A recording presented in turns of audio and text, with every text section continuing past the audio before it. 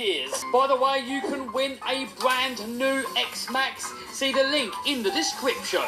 So I've already upgraded these in the last video because in the stock form, these are made out of monkey metal and they break almost straight away. These are GDS steel gears, they last a lot longer. But that's not hey for guys, me, we can make it even better. Back to So channel. GPM have these gears here with a mod 1.5 pitch. What that means, the teeth are a lot bigger. Hopefully that means they're going to last a lot longer.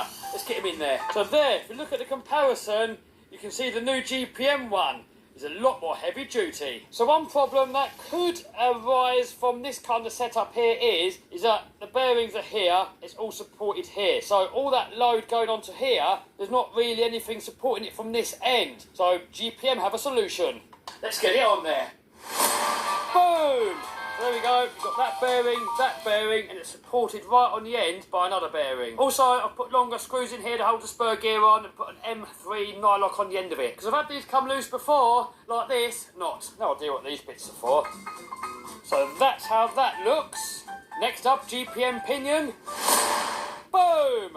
There we go, all in there, all meshed up. However, we did have to remove the pins. It was really tight mesh. Next upgrade. So these upgrades here, they're not really needed, but we're going to go onto these later. This is a brand new Perfect Pass servo, but get onto that later. These servos are okay. They're a bit slow, not the most powerful. I see in the last video a lot of people complaining about the stock Traxxas servo and these monkey metal gears. Servo-wise, I don't really agree. I've had a few X-Maxes now, and most of my servos I've had, they've lasted for years.